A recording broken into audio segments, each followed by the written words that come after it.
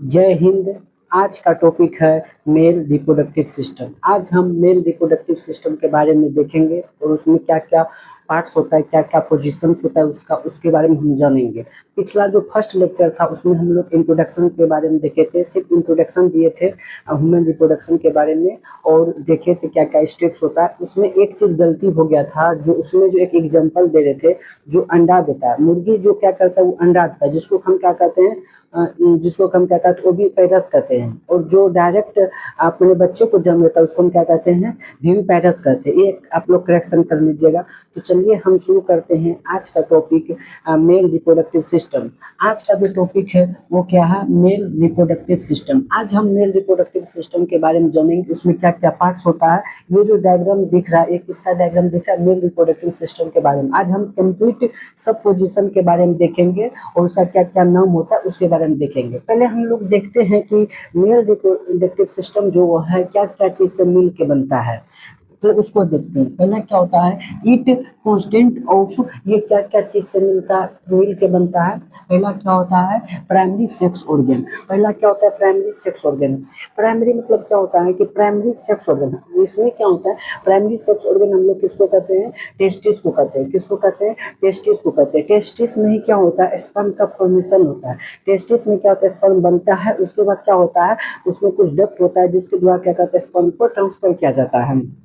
उसके बाद क्या होता है, डक्ट सिस्टम। इसमें क्या होता है, कुछ डक्ट सिस्टम होता है जिसको हम लोग क्या कहते हैं, मेल एसेसरी डक्ट्स भी कहते हैं। इस सबको क्या कहते हैं, हम मेल एसेसरी डक्ट्स भी कहते हैं। क्या क्या है, पहला जो होता है जिसको हम क्या कहते हैं, लेटी टेस्टिस कहते हैं। दूसरा क्या होता है, भाषा इफ्रेंसिया होता है।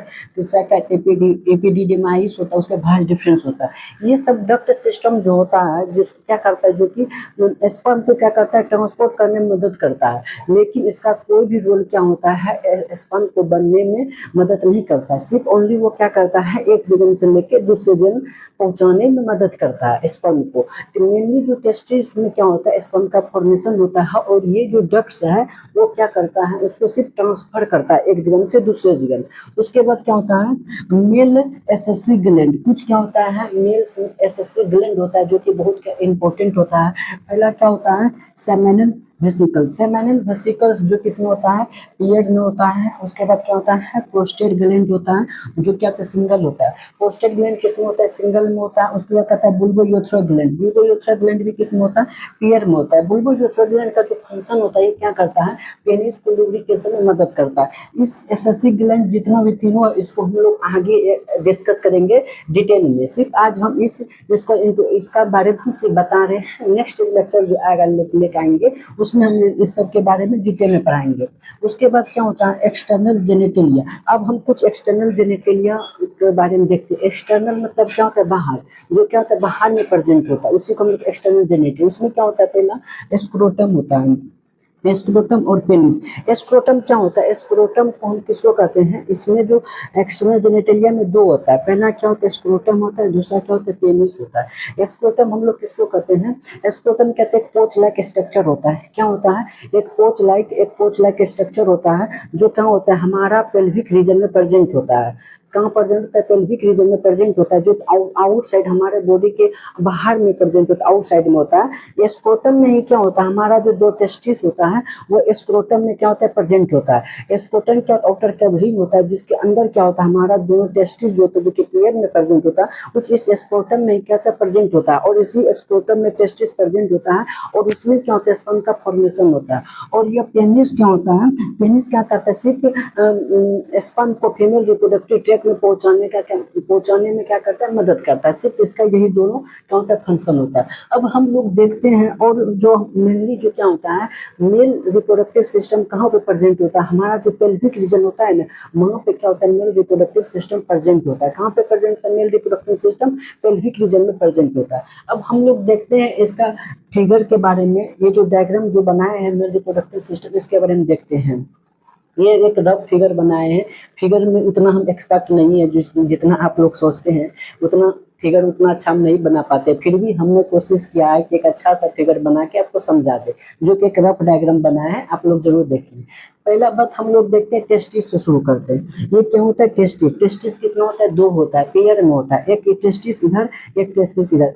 ये मेनली दोनों, ये मत समझिए कि दोनों साइड टेस्टिस होता है, नहीं, ये दोनों टेस्टिस क्या होता है, ये दोनों टेस्टिस स्क्रोटम में प्रेजेंट होता है। किसमें प्रेजेंट होता है? स्क्रोटम में। स्क्रोटम का जो स्ट्रक्चर होता है इस टाइप का होता है, एक पोच लाइक स्ट्रक्चर होता है, जो कि ये टेस्टिस होता है, इसी में क्या होता है, इस तरह का प्रेजेंट होता है, इस तरह से, इस तरह से क्या होता है, टेस्टिस क्या होता है, प्रेजेंट होता है। और बीच में एक सेप्टा होता है, बीच में क्या होता है, एक सेप्टा होता है, जो क्या करता है, दोनों को डिवाइड करता है, दोनों टेस्टिस को जो क्या करता है, डिवाइड करता है। दोनों एक ही स्क्रोटम है, और उसी स्क्रोटम में क्या होता है, इस तरह का स्क्रोटम होता है हमारे पेल्विक रीजन में, जो आउटसाइड बॉडी होता है। और इसी स्क्रोटम में क्या होता है, ये टेस्टिस और वो दोनों टेस्टिस क्या होता है, प्रेजेंट होता है। और दोनों को सेपरेट जो करता है उसको क्या बोलते हैं, उसको हम सेप्टा बोलते हैं।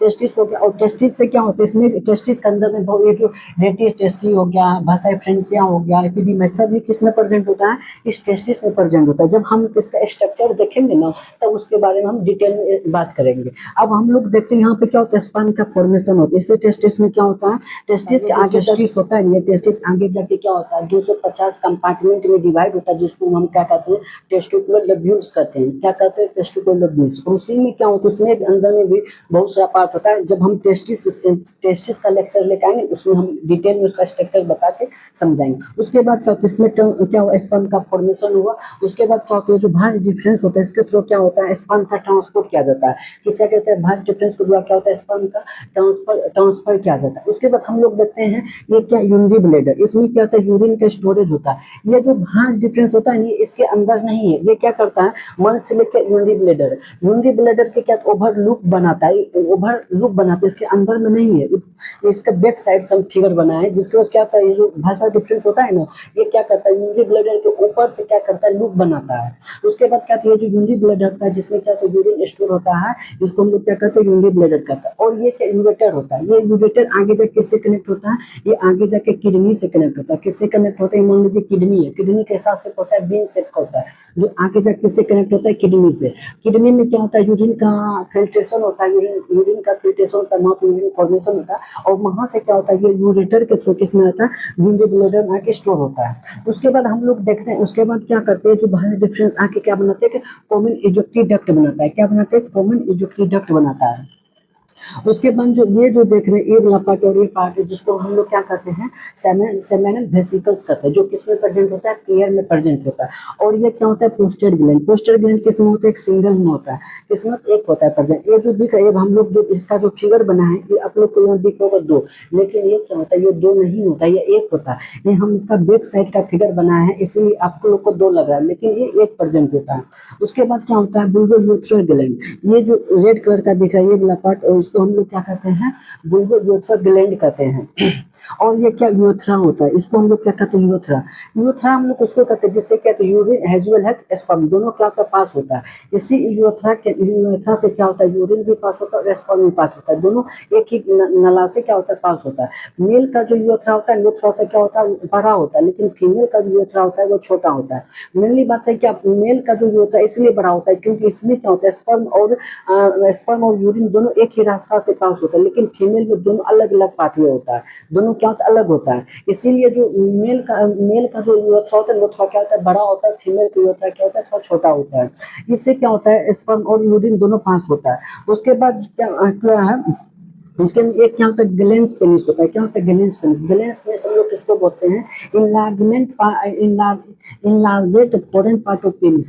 पेनिस का जो आगे का पोर्शन होता है, वो क्या होता है, इनलार्जमेंट होता है, थोड़ा बड़ा होता है, उसी को हम लोग क्या कहते हैं, ग्लैंस पेनिस कहते हैं। और उस ग्लैंस पेनिस के जो कवर होता है, आउटर कवरिंग होता है, जिसको हम लोग क्या कहते हैं, फोर स्किन कहते हैं। क्या कहते हैं, फोर स्किन कहते हैं। फोर स्किन या प्रीपोस या फोर स्किन क्या करता है, ये ग्लैंस पेनिस को कवर करता है। क्या करता है, foreskin covers the glans penis. जो क्या करता है, ग्लैंस पेनिस जो होता है, जो कि हमारा पेनिस का एनलार्जमेंट वाला पार्ट होता है, आगे का पोर्शन होता है, उसको कवर करता है, उसको हम लोग क्या कहते हैं, फोर स्किन कहते हैं। उसके बाद क्या है, जो पूरा फिगर, इसको हम क्या कहते हैं, पेनिस कहते हैं। और ये क्या होता है, यूरेथ्रल मेटर या ओरिफिस। ओरिफिस किसको कहते हैं, यूरेथ्रल मेटर्स उसको कहते हैं, जहाँ से क्या होता है, यूरिन क्या होता है, पास होता है। Opening of urethra, opening of urethra कहता है क्या होता है, इस ओपन जहाँ से क्या होता है यूरिन यूरिन और क्या होता है स्पर्म बाहर निकलता है, बाहर आता है, उसको हम लोग क्या कहते हैं, ओपनिंग ऑफ यूरेथ्रा। यूरेथ्रा के थ्रू ही क्या होता है, यूरिन और स्पर्म दोनों क्या होता है, पास होता है।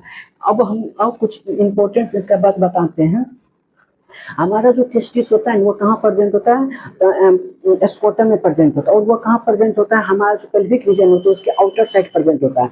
क्या आपको पता है जो हमारा जो टेस्टिस है वो बाहर क्यों प्रेजेंट होता है बॉडी के, इसीलिए प्रेजेंट होता है बाहर क्योंकि स्पर्म का जो फॉर्मेशन होता है उसको कम टेम्परेचर चाहिए, बॉडी टेम्परेचर से कम टेम्परेचर चाहिए। स्पर्म फॉर्मेशन जो होता है उसको कम टेम्परेचर चाहिए। कितना कम चाहिए, लगभग 2 से लेकर 2.5, ये 2 से लेकर 2.5 डिग्री सेल्सियस हमारा बॉडी टेम्परेचर से कम, लोअर बॉडी टेम्परेचर चाहिए स्पर्म को बनने के लिए। हमारा जैसे नॉर्मल बॉडी कितना होता है, 37 डिग्री सेल्सियस होता है, और स्पर्म का जो बनने का जो टेम्परेचर कितना रिक्वायरमेंट होता है, कम से कम 2 से लेकर 2.5 लोअर टेम्परेचर, जब जहाँ पे क्या होता है स्पर्म बनता है। इसीलिए जो हमारा जो टेस्टिस होता है वो कम आउटर साइड प्रेजेंट होता है ताकि टेम्परेचर को क्या कर सके, मेंटेन रख सके, इसीलिए। अब हम लोग जो नेक्स्ट लेक्चर लेकर आएंगे उसमें हम लोग बात करेंगे टेस्टिस का जो ओवरऑल उसका इंटरनल स्ट्रक्चर देखेंगे, और वहाँ पे किस तरह से स्पर्म का फॉर्मेशन होता है, स्पर्म का फॉर्मेशन होता है, उसके बारे में हम देखेंगे। आप लोग एक बार इसका स्क्रीनशॉट ले लीजिए। अगर आपको वीडियो पसंद आया हो तो लाइक करें, शेयर करें, और मेरे डीप माई यूट्यूब चैनल को सब्सक्राइब जरूर कर ले। Thank you.